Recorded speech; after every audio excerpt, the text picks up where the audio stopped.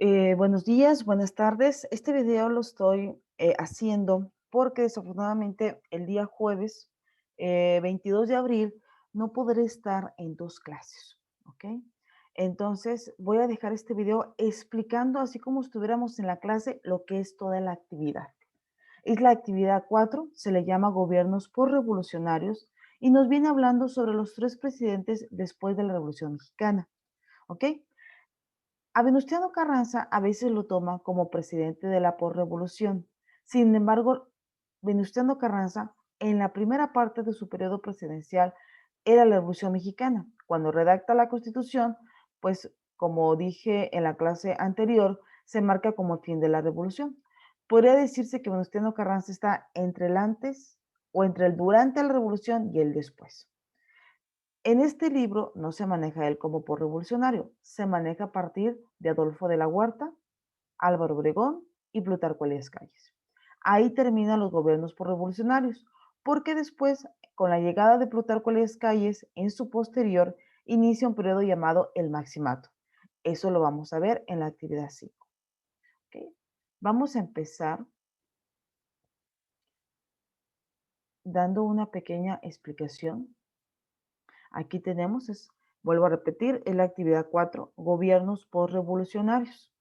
Historia de México 2, segundo parcial. Tenemos lo que es Adolfo de la Huerta, ¿ok? También tenemos a Álvaro Obregón y tenemos a Plutarco Elías Calles. No quisiera que nunca ha sido mi intención que digan, este presidente duró del 24 de noviembre de 1920 al 1 de septiembre de 1924. No es el punto. Sin embargo, sí me gustaría que mínimo se aprendieran el orden. ¿Quién va primero? Adolfo de la Huerta, luego Álvaro Obregón y luego Plutarco Elías Calles. En ese orden sí sería ideal hacer esto, ¿ok? Aprendértelo. ¿Quién va primero? Ya después de verlo, después de hacer la actividad, después de ver los videos, ya vas aprendiendo ese orden cronológico, que aunque no está en una línea del tiempo, pues sí más o menos tu mapa mental de tu cerebrito ya se va acoplando a la forma en que va apareciendo cada presidente. ¿Ok? Ahorita a simple vista, solamente te menciono, él es Adolfo de la Huerta, Álvaro Obregón y Plutarco Elías Calles. Y a continuación voy a ponerles un video de cada uno. No voy a poner todo el video, porque si no nos llevaríamos más de 40 minutos. Solamente voy a poner fragmentos de cada video. Dichos videos en Facebook y en la plataforma de Classroom están ya desde el lunes, ¿ok? Entonces, para que los vayan checando o si ya los vieron. ¿Okay? Ahora voy a compartir. Muy bien, igual, voy a poner el mismo orden y voy a empezar con Adolfo de la Huerta y en algunos momentos me voy a detener para explicarles. Y vuelvo a repetir, no voy a poner todo el video. A lo mejor el de Adolfo de la Huerta sí, porque es poquito tiempo, pero los otros sí es un poquito complicado. Vamos a empezar con Adolfo de la Huerta.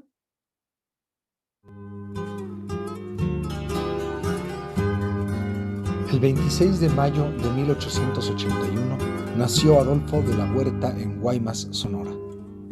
Después de completar sus estudios, el joven Adolfo se trasladó a la Ciudad de México, donde estudió contabilidad, violín y canto, una de sus mayores pasiones.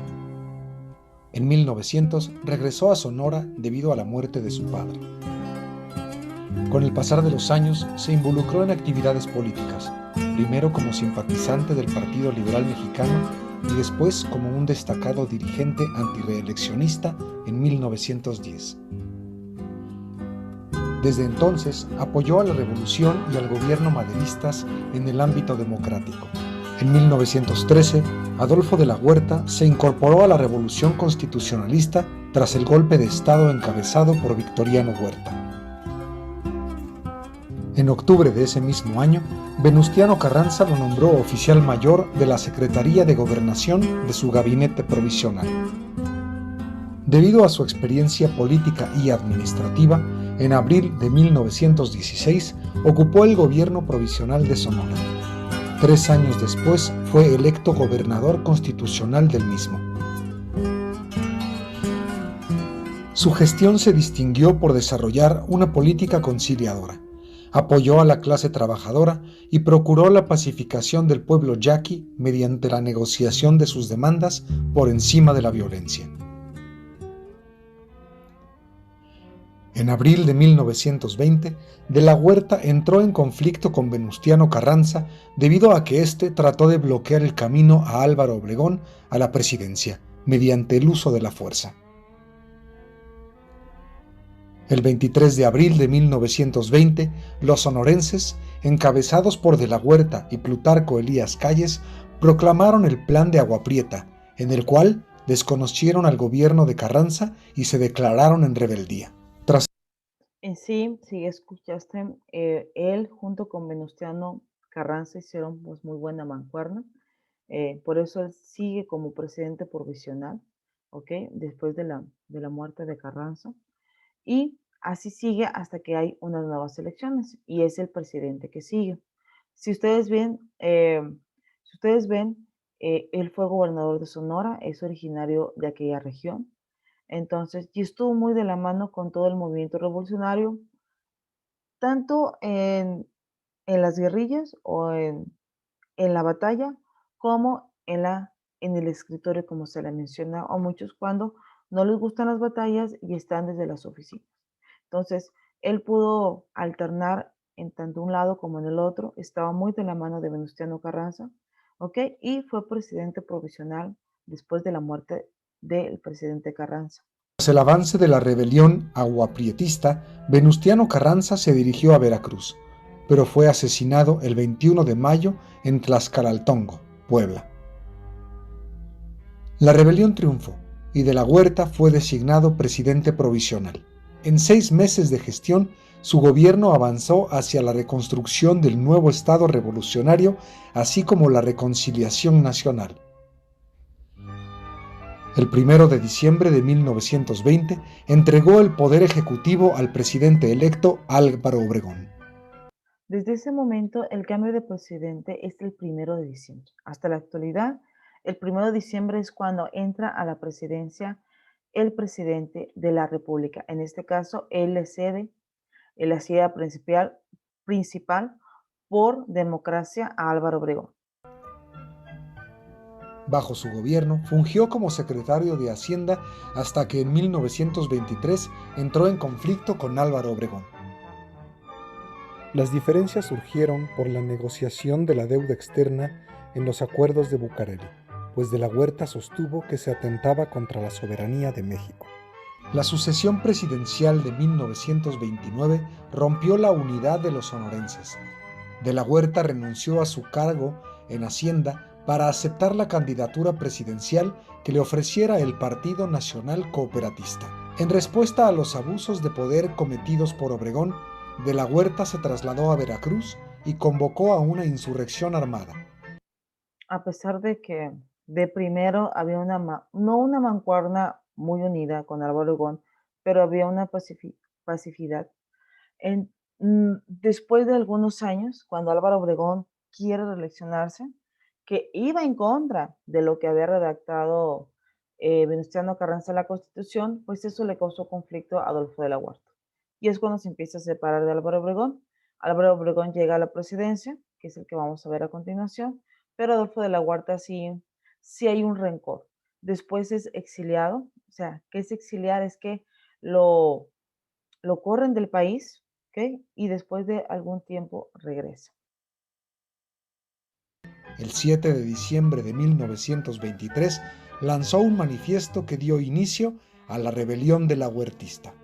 La rebelión fracasó al no contar con el apoyo total del ejército, por lo cual se exilió en Los Ángeles, California. Para sobrevivir, retomó su carrera artística, fundó una escuela de canto y se convirtió en un prestigiado profesor de la costa oeste.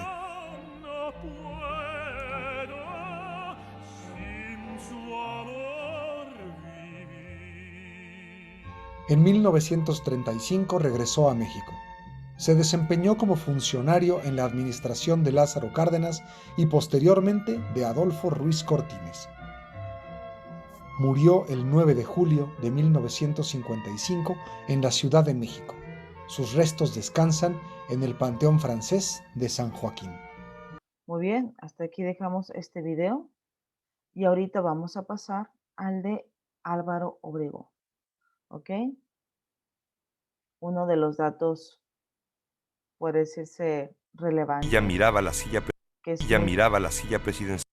Muy conocidos, es que Álvaro Obregón en una batalla pierde el brazo, ¿ok? Intenta suicidarse, pero no lo logra. Pero ese sí un dato muy, muy relevante. Él pierde ese brazo durante batalla. Lo que tenía Álvaro Obregón es que aparte de querer estar en la silla presidencial, también le gustaba mucho andar en batalla, a comparación de Adolfo de la Huerta, que no fue tanto. Él sí, Álvaro Obregón, andaba tanto en la lucha. Y una también de las semejanzas entre estos tres presidentes es que los tres eran de Sonora. Los tres venían de allá. En aquel tiempo, con esto nos podemos imaginar la gran influencia política que había en esa zona del país. Ok, vamos a presentar video de Álvaro Obregón. Álvaro Obregón nació en la hacienda de Siquisiba, Sonora, en 1880. Su familia, antes medianamente rica, estaba casi en quiebra cuando él llegó al mundo. Su padre murió poco tiempo después de que él naciera, dejando en la orfandad a sus 18 hijos. Álvaro fue un niño que no habló hasta los 5 años, pero que mostró después increíbles facultades de memoria e inventiva. Desde 1898, Obregón se dedicó a la agricultura con poco éxito. Pese a ello, en 1906 logró comprar una finca, a la que nombró La Quinta Chilla, y comenzó un periodo de bonanza económica al que ensombreció la desgracia familiar. Su esposa, Refugio Urrea, murió en el parto de unos gemelos que también fallecieron. Para entonces, Obregón había procreado ya otros 2 hijos. La lucha democrática y después revolucionaria de Francisco I. Madero fue vista con indiferencia por Álvaro Obregón. A nadie se le ocultaba que sentía incluso simpatía por Porfirio Díaz. Sin embargo, tras la caída del dictador, su hermano José fue nombrado alcalde interino de Huatabampo y Álvaro decidió contender en las elecciones que se celebraron el mes de septiembre. Con el apoyo de los yaquis, Álvaro resultó electo. El golpe de Estado contra el presidente Francisco I. Madero y su asesinato despertaron una ola de indignación en el país. Pese a ello, solo los gobernadores de Coahuila y Sonora desconocieron al gobierno usurpador de Victoriano Huerta. El 26 de marzo de 1913 fue proclamado el Plan de Guadalupe, alrededor del cual los revolucionarios del norte organizaron la lucha conformando el Ejército Constitucionalista. Álvaro Obregón recibió el nombramiento de jefe militar de Hermosillo. En una serie de batallas exitosas, las tropas constitucionalistas de Sonora capturaron Guaymas, Cananea y Naco, tomando prácticamente el control del territorio estatal. Eso permitió que Venustiano Carranza estableciera su gobierno en Hermosillo. En septiembre, Carranza designó a Obregón comandante del Ejército del Noroeste, uno de los 3 cuerpos con los que el ejército constitucionalista preparaba su avance hacia la capital del país. A partir de mayo de 1914, Obregón inició su avance decidido hacia el sur, tomando Tepic y la importantísima Guadalajara. Ahí tuvo noticias del formidable avance paralelo de la División del Norte comandada por Pancho Villa, que en Zacatecas había significado una de las batallas más sangrientas de la guerra, en que se decidió la suerte de Victoriano Huerta.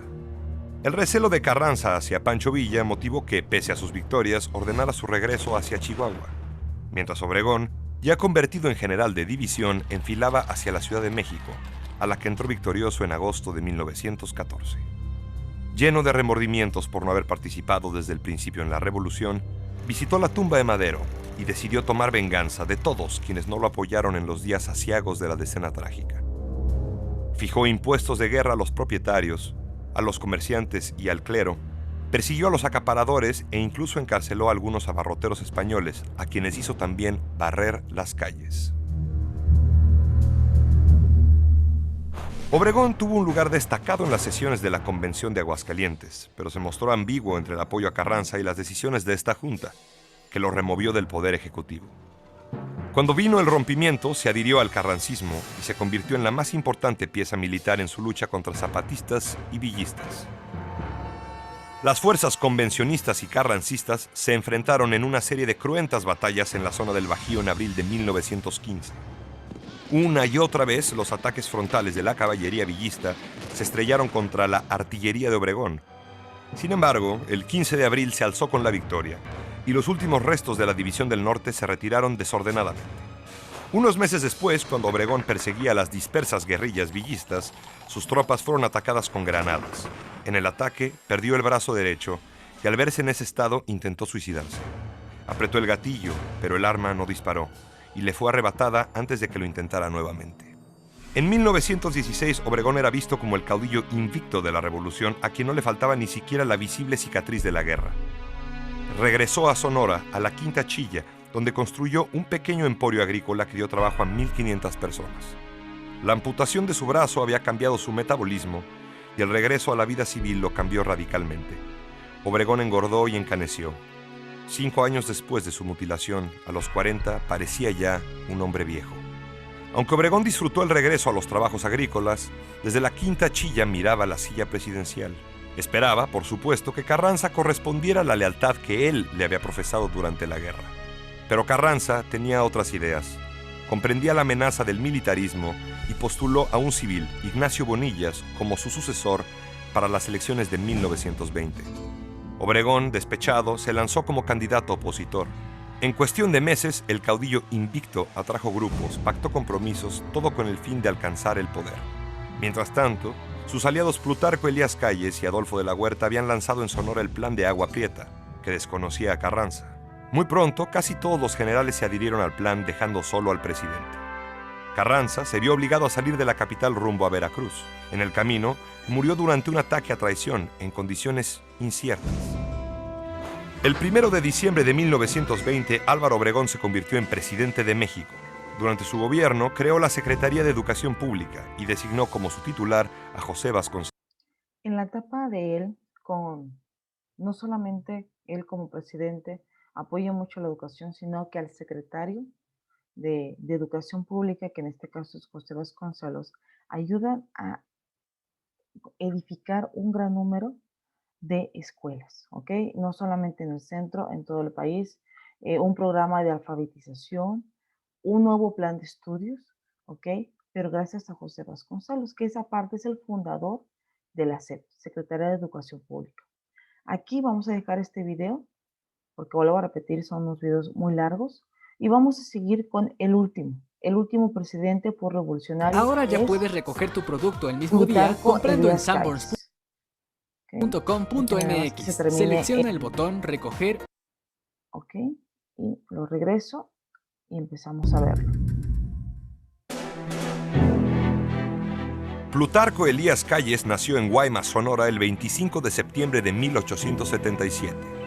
Fue hijo natural de Plutarco Elías Lucero, un hombre alcohólico e inconstante, proveniente de una familia de buena posición económica. Elías Calles se recibió como maestro en 1894 y se dedicó a la enseñanza en Hermosillo y Guaymas. Sin abandonar la docencia, intentó tener éxito como agricultor y comerciante. Desde joven empezó a beber, como su padre, pero logró dejar el alcohol en 1899 y en ese mismo año se casó con Natalia Chacón. Hacia 1903 comenzó a cultivar las tierras de su padre, el rancho de Santa Rosa, pero dejó esas labores 3 años después. Entonces se trasladó a Agua Prieta, donde el gobernador maderista José María Maytorena lo nombró comisario y se encargó de la aduana. Después de la Decena Trágica, Elías Calles se aplicó a reclutar voluntarios contra el gobierno de Victoriano Huerta en Estados Unidos, y el 5 de marzo de 1913 entró al país con un pequeño contingente para unirse a la lucha contra el asesino de Madero. Calles, designado jefe de armas de Nogales, quedó bajo las órdenes de Álvaro Obregón, jefe del ejército constitucionalista en Sonora. Para diciembre de 1913, Calles ya era coronel y comandante militar de Hermosillo. Tras la victoria de los constitucionalistas sobre el régimen de Huerta, sobrevino la ruptura entre los revolucionarios que lo habían combatido. En Sonora, el gobernador Maytorena apoyó a Villa y se opuso a Venustiano Carranza, con lo que se ganó también la enemistad de Calles y Obregón. En octubre de 1914, las tropas maitorenistas y villistas pusieron sitio a la ciudad de Naco, defendida por Plutarco Elías Calles. Después de más de 3 meses de resistencia, Calles obtuvo la victoria y el grado de general brigadier. Cuando Calles derrotó definitivamente a Maytorena, Carranza le extendió el nombramiento de gobernador y comandante militar de Sonora el 4 de agosto de 1915. En ese puesto, Calles promulgó leyes moralizadoras, como la prohibición de las bebidas alcohólicas, Logró avances en la aplicación de la justicia y expidió medidas para reactivar la economía y la agricultura. Abrió escuelas para huérfanos, como si quisiera prevenir el abandono que él mismo había sufrido. Además, expulsó al clero del Estado en un acto que presagiaba el mayor conflicto armado de su vida, la Guerra Cristera. La Guerra Cristera fue un movimiento entre el gobierno y la Iglesia Católica.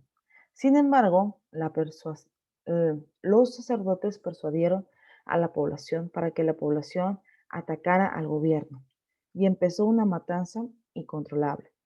No tanto, sí tuvo algo de culpa el gobierno porque no supo manejar esa situación con la Iglesia Católica, pero también culpa a los sacerdotes por, ¿cómo se llama?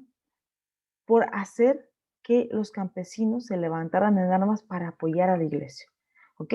El presidente lo veía como un fanatismo, ¿ok? Y hasta la fecha, podría decirlo que si viviera, veía a la religión católica como un fanatismo.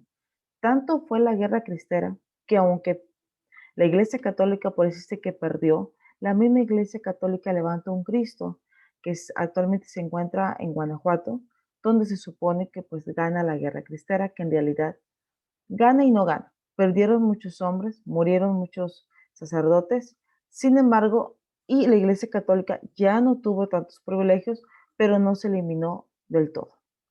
¿Ok? Vamos a seguir. En la rebelión de Agua Prieta en 1920, Calles apoya a Obregón contra Carranza. Asesinado este en mayo, los dos sonorenses se convirtieron en las dos máximas figuras de la revolución. Tenían temperamentos opuestos, pero se complementaban. Obregón era jovial, intuitivo, contradictorio. Calles, lo contrario, introvertido, serio, reflexivo, congruente. La historia y la política, más que la simpatía y la amistad, los vinculó. Tras la borrasca de la rebelión de la Huertista, el 1 de diciembre de 1924, Calles tomó posesión como presidente. En su periodo, que abarcó los años de 1924 a 1928, Calles trató de repetir lo que había experimentado en Sonora como gobernador. Quiso modernizar al país y reconstruir sus instituciones. El régimen de Calles racionalizó los presupuestos y mantuvo las inversiones productivas y sociales. Se impulsaron los transportes, terminando el ferrocarril Sud-Pacífico que unía Nogales con Guadalajara. Se inauguró también la carretera México-Puebla, la de Pachuca y después la de Acapulco. Se elaboraron leyes y campañas de salud pública, se exaltó el deporte y, como en Sonora, se declaró la guerra al alcoholismo. Desde el principio de su mandato, Calles no conoció la paz con el clero. En 1926, ante el cierre de escuelas religiosas y la expulsión de sacerdotes extranjeros, la Iglesia decidió suspender el culto público. Los obispos no llamaron a la rebelión, pero la rebelión estalló sin su consentimiento. En el occidente de México, una buena parte del pueblo campesino se levantó para defender su religión. Muy bien, vamos a dejar el video hasta aquí, ¿ok? Te dejo de tarea que lo termines de ver, aparte porque te va a ayudar para contestar la actividad. ¿Ok? Ahora voy a regresar con la presentación. ¿Ok? A grandes rasgos voy a hablar sobre estos tres presidentes. Porque también les voy a hablar sobre la plataforma. Ya dejé el foro ahí. Ok. Aquí tenemos a lo que es Adolfo de la Huerta. Dice, su nombre era Felipe Adolfo de la Huerta Marcor. Fue un político y contador mexicano. Nació en el puerto de Guaymas y como dije, los tres son de Sonora. Y falleció el 9 de julio de 1955. Ahora Álvaro Obregón. Uno de los datos que por no ver todo el video completo, él en su reelección lo mata al segundo día. Por eso dice que toma la presidencia un día en la tarde y al día siguiente en un desayuno lo mata un periodista en un restaurante llamado La Bombilla en la Ciudad de México. Actualmente enfrente de ese restaurante está la Plaza Álvaro Obregón, en homenaje a la muerte que se dio en ese restaurante. Un dibujante, muchos mencionan que es un periodista, dice que un dibujante se le acercó para mostrarle una caricatura suya y mientras Obregón la observaba, le disparó a quemarropa. Fue presidente de México entre el 1 de diciembre de 1920 y el 30 de noviembre de 1924. Plutarco Elías Calles nació en Guaymas, Sonora, el 25 de septiembre de 1877. Murió en la Ciudad de México en el Sanatorio Coldray tras una operación de las vías biliares el 19 de octubre de 1945 a las 14:40 horas y fue sepultado en el Panteón Dolores. ¿Okay? El 20 de noviembre de 1979 sus restos fueron trasladados al Monumento de la Revolución, que es donde se encuentran actualmente sus restos. Fue un político militar mexicano, presidente de los Estados Unidos mexicanos en el cuatrienio de 1924 a 1928. Aquí él termina su periodo. Sin embargo, los presidentes que vienen después tienen mucha influencia de este personaje. A la vez él tenía un poquito de ego. En su periodo se construyeron muchas escuelas. Aquí en Monterrey voy a poner un ejemplo. En la avenida Madero Cruz con la calle Vallarta hay un edificio, una escuela llamada Plutarco Elías Calles, y viéndola desde arriba el edificio tiene la forma de E. Y otras escuelas construidas en ese periodo o tienen la inicial E o tienen la inicial C. Entonces era un poquito el ego de él.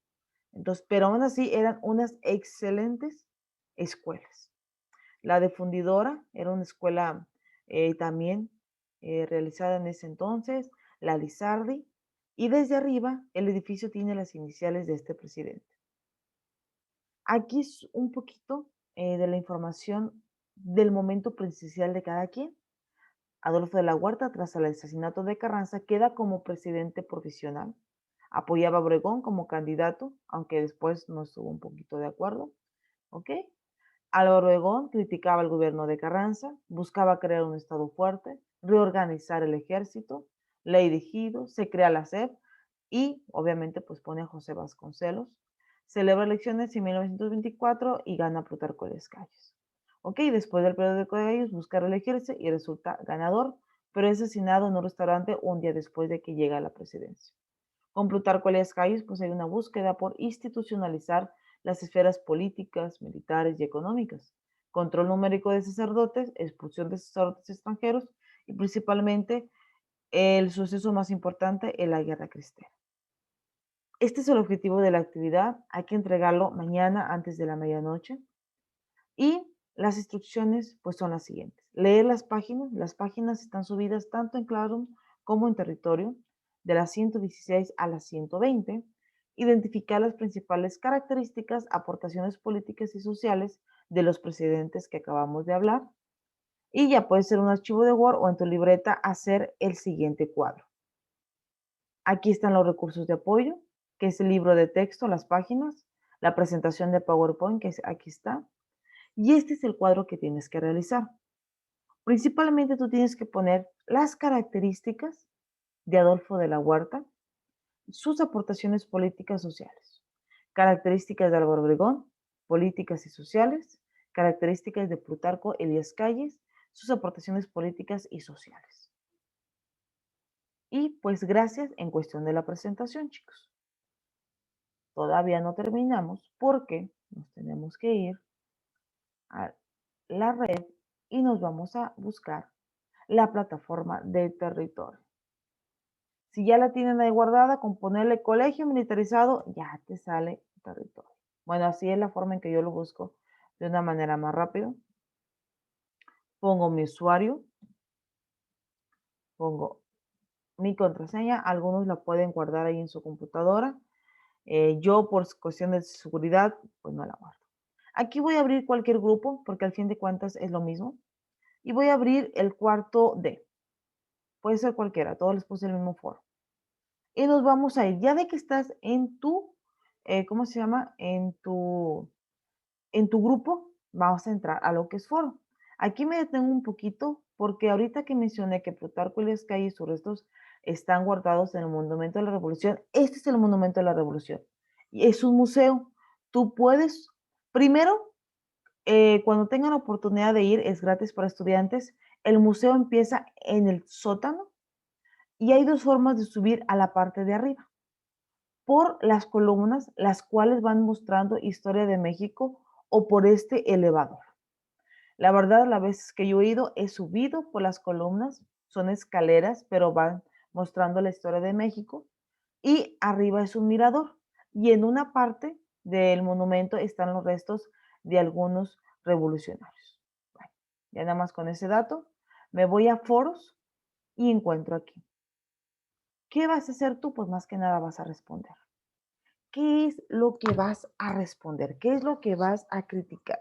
¿Qué es lo que vas a mencionar ahí?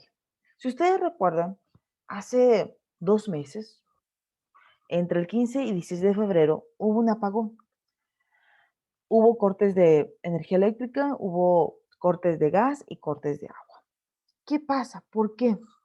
Nosotros dependemos de la energía eléctrica y del gas natural de nuestro país vecino, Estados Unidos. Ese mes estuvo haciendo mucho frío, entonces se acabó el gas. Y el poco que quedaba, pues obviamente se lo iban a dar a los tejanos, a su país. Y el poco que restaba, había dos opciones. No lo vendían al triple o no lo iban a racionar. ¿Qué es una venta al triple? El gas natural anda como 9.50 el litro. No lo iban a vender a 27 pesos. La electricidad se mide por kilowatts. Anda como en 24 pesos. Multiplícalo por 3, nuestro recibo iba a salir muy caro. ¿Qué decidió la CFE, gas natural, de aquí de México? Pues prefiero que me lo raciones. Entonces, por eso hubo cortes. A veces se cortaba en unas colonias, a veces se cortaba en otras se cortó casi toda la semana. El gas natural no se diga. Entonces, ¿por qué pasó todo esto? Porque nosotros dependemos todavía de Estados Unidos. Dice, recordar los cortes de energía eléctrica que se vivieron los días 15 a 17 de febrero en nuestra entidad. Opinar y argumentar sobre seguir dependiendo del combustible, petróleo, energía eléctrica y natural del país del norte, o que el gobierno de México construya sus propias refinerías y plantas eléctricas para nuestro consumo de combustibles. Postdata. Recuerda que debes expresar una opinión y argumentar la respuesta y el por qué. Y hacer lo mismo con un comentario de un compañero. Y ahí vienen 3 páginas electrónicas donde puedes buscar información. Vuelvo a repetir. ¿Tú qué harías? ¿Cuál sería la mejor forma para que nosotros no volvamos a sufrir ese aspecto que tuvimos el 15 y 16 de febrero? ¿Qué puede hacer el gobierno y por qué? Siempre que pongas tú un comentario tienes que poner el por qué. Y para que tengas una evaluación eficaz, también le tienes que comentar a un compañero. Este foro va a estar abierto por casi 2 semanas, hasta el 3 de mayo. Entonces, empieza a hacerlo porque recuerda que vale 15 puntos. Aunque tú me hayas entregado todo, tu calificación va a ser 8.5 si no entregas el foro. ¿Ok? Es el mismo foro para todos. Si tienes problema en entrar a la plataforma territorio, me mandas un mensaje. Muy bien. Esto es todo, chicos. Si tienen alguna duda, háganmela saber. Para la asistencia del día jueves, te voy a pedir que, aparte de poner tu nombre en los comentarios, también pongas el nombre y grupo en los comentarios de la plataforma de YouTube, porque este video lo subo a esta plataforma y después pongo la liga en el muro de Classroom. Con permiso y que tengan un excelente día.